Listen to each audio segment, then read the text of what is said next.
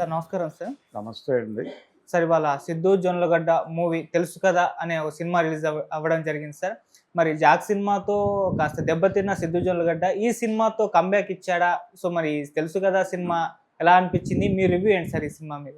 అంటే తెలుసు కదా అన్నారు. హ్మ్. తెలుసు కదా అన్న తర్వాత ఇంకా దానిలో కొత్త కథ ఎలా ఎక్స్‌పెక్ట్ చేస్తామండి. ఓకే. కాబట్టి చాలా సినిమాలు స్ఫురణకొచ్చే పద్ధతిలోనే నడిచింది హ్మ్. సినిమా. అంటే ఇద్దరు హీరోయిన్‌లు, ఒక హీరో అనేసరికి ఇదేదో 'శోభన్ బాబు' సినిమా అన్నారు. హ్మ్. ఇలా రకరకాల అభిప్రాయాలు దొర్లినాయి. అయితే ఈ సినిమాలో కీలకమైనటువంటి క్యారెక్టరు శ్రీనిధి శెట్టి చేసిన క్యారెక్టర్. ఆ క్యారెక్టర్‌ని ప్రాపర్‌గా వర్కౌట్ చేసుంటే సినిమా నెక్స్ట్ లెవెల్‌లో ఉండేది. ఓకే. రాశీ ఖన్నా క్యారెక్టర్‌కి అలాగే సిద్ధు జొన్నలగడ్డ క్యారెక్టర్‌కి ఇచ్చిన ప్రాధాన్యత కథలో కీలకమైనటువంటి ఆ పాత్రకి ఇవ్వకపోవటం అనేది కొంచెం ఇబ్బంది పెట్టింది. చాలా వైరుధ్యాలు మాట్లాడి ఉండాల్సింది. జీవితంలో ఉన్న వైరుధ్యాలు మాట్లాడటానికి స్కోప్ ఉన్నటువంటి క్యారెక్టర్ అది. హ్మ్. ఆ క్యారెక్టర్‌ని ఇంకొంచెం ప్రాపర్‌గా రాసుకునుంటే రాసుకున్నప్పుడే ఇంకో నెక్స్ట్ లెవెల్‌కెళ్ళేది సినిమా. ఎప్పుడైతే ఆ క్యారెక్టర్‌ని డల్ చేశారో, డల్ చేయటం మాత్రమే కాదు, హీరో క్యారెక్టర్‌తో కొన్ని ఆ క్యారెక్టర్‌కి పొసగనటువంటి స్టేట్మెంట్లు ఇప్పించారు. ఆడవాళ్ళందరూ ఇలాగే ఉన్నారు అని ఒక జనరల్ స్టేట్మెంట్ పాస్ చేస్తాడు. అంటే కుటుంబ విలువలకి విలువనిచ్చేటువంటి, కుటుంబ విలువలు అని చెప్పుకునే వాటికి విలువనిచ్చేటువంటి ఒక హీరో క్యారెక్టర్ని ప్రస్తుత సమాజంలో పెడధోరణులు అని అనుకుంటున్న ధోరణులకి ప్రతినిధిగా ఒక అమ్మాయి క్యారెక్టర్ని, ఇతని అభిప్రాయాలకు దగ్గరగా ఉండేటువంటి ఇంకొక అమ్మాయి క్యారెక్టర్ని క్రియేట్ చేసి టోటల్గా డైరెక్టర్ గారు ఏం చెప్పదలుచుకున్నారంటే ప్రజెంట్ సొసైటీలో ఆడపిల్లల ప్రవర్తన బాలేదు అన్న ధోరణిలో ఒక విమర్శ చేయదలుచుకుని ఈ సినిమా తీసినట్టుగా ఉంది. ఓకే. అంటే ఇందులో కూడా ఒక రకమైనటువంటి సనాతన ఆలోచన విధానాన్ని ప్రదర్శించారు. హ్మ్. మోడ్రన్ దుస్తులతో సనాతన ధర్మ ప్రచారం చేయటం అనే పద్ధతిలో నడిచింది కథ. హ్మ్. ప్రేమ అనేది ఎంతమంది మీదైనా ప్రేమ అనేది అదేదో ఒక రిలేషన్తో లింక్ పెట్టినటువంటి పదం కాదు. అది ప్రాపర్గా ఎస్టాబ్లిష్ చేయడం జరగలేదు సినిమాలో. దాన్ని కూడా ఒక ఎలిమెంట్గా తీసుకున్నారు. హ్మ్. తీసుకున్నారు కానీ దాని లోతుల్లోకి వెళ్ళలేదు. ఈ సినిమాలో ప్రధానమైనటువంటి లోపం రైటింగ్ టీమే. రైటింగ్ టీంకి ఒక విజన్ లేకపోవడం అనేది చాలా స్పష్టంగా కనిపించింది. ఇది బాధాకరమే కానీ అనటానికి ఒక గందరగోళం అయితే నడిచింది. ప్రజెంట్ సొసైటీలో ప్రేమ అనేది, అంటే పెళ్ళి అనేటువంటి ఒక వ్యవస్థ మీద కొన్ని అపోహలు ఉండటం సహజం.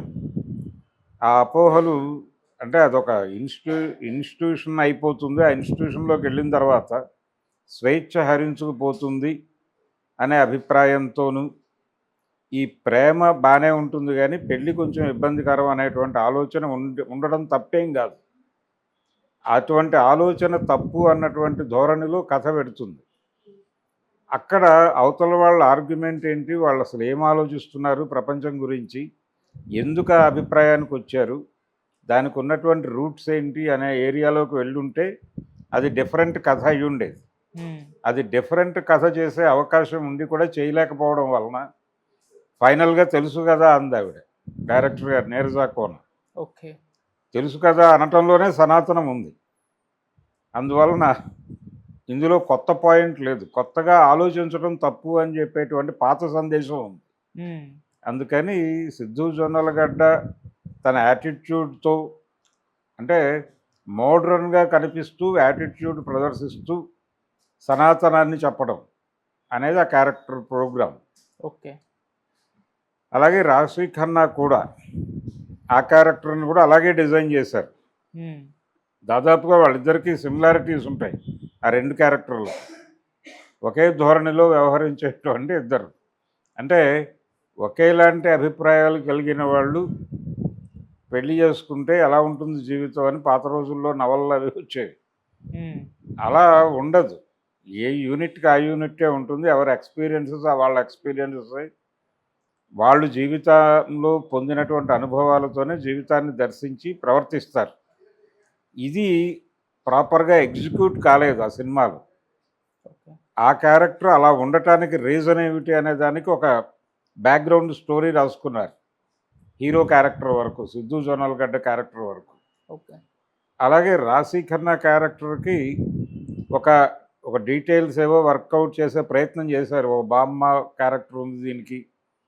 ఒక అంటే ఒక ఐడియాలజీ ఉంది ఈ క్యారెక్టర్‌కి. దానికి ఒక బ్రాటప్ ఉంది అని చెప్పే ప్రయత్నం చేశారు. శ్రీనిధి శెట్టి క్యారెక్టర్‌కి అసలు ఒక బ్రాటప్ ఉందని, ఆ అమ్మాయి ఎక్కడ ఎక్స్‌పోజ్ అవుతోంది, ఎక్కడి నుంచి ఇన్స్పిరేషన్ పొందుతోంది, ఏ ఆలోచనలతో ఇన్‌ఫ్లుయెన్స్ అవుతోంది అనేది ఎక్కడ కథలో వర్కౌట్ చేసినటువంటి సందర్భం లేదు. హ్మ్. నిజానికి చాలా మంచి క్యారెక్టర్ అది. ఆ మంచి క్యారెక్టర్‌ని ప్రాపర్‌గా యుటిలైజ్ చేసుకోలేదు. యుటిలైజ్ చేసుకోకపోవడానికి కారణం ఆ ఏరియాలో ఫోకస్ పెట్టి డిస్కస్ చేయటం పట్ల ఈ టీమ్‌లో కొంత వ్యతిరేకత ఉంది. అంటే ప్రెజెంట్ యూత్‌ని అంటే ఒక డైలాగ్ ఉంది ఆ సినిమాలో. చాలా స్పష్టంగా సిద్ధు జొన్నలగడ్డతో ఈ జనరేషన్ ఆడపిల్లలందరూ ఇలాగే ఉన్నారు అని ఒక జనరల్ స్టేట్మెంట్ ఇప్పించేస్తుంది ఆవిడ. అది చాలా దుర్మార్గం.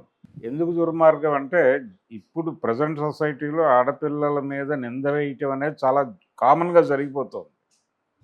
ఈ నింద వేయటం అనేది ఎందుకు చేస్తున్నారు అంటే వాళ్ళు కొంచెం చూజీగా పెడుతున్నారు. చూజీగా పెడుతున్నటువంటి ఆడపిల్లల మీద ఇష్టం వచ్చినట్టు కామెంట్ చేయటం అనేది గ్రాంటెడ్‌గా తీసేసుకుని మగపిల్లలు చాలా దుర్మార్గంగా వ్యవహరిస్తున్నారు, మాట్లాడుతున్నారు కూడా. అంటే వీళ్ళు సనాతనంగా మాట్లాడుతున్నారు, వాళ్ళు మోడర్న్‌గా ఉన్నారు. హ్మ్.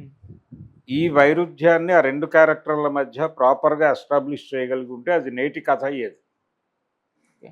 ఎప్పుడైతే దాన్ని డినై చేయటం మొదలుపెట్టారో అది సనాతన కథ అయింది. హ్మ్.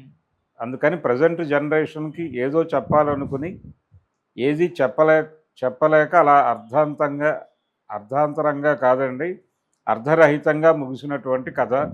ఓకే. తెలుసు కదా! ఏం మాత్రము ఉపయోగం లేదు ఆ సినిమా వల్ల. Okay sir. మీ రేటింగ్ ఎంత ఇస్తారు సార్? ఈ సినిమాకి నేను 1.5 కంటే ఇవ్వలేనండి. Okay sir. Thank you so much sir. Thank you.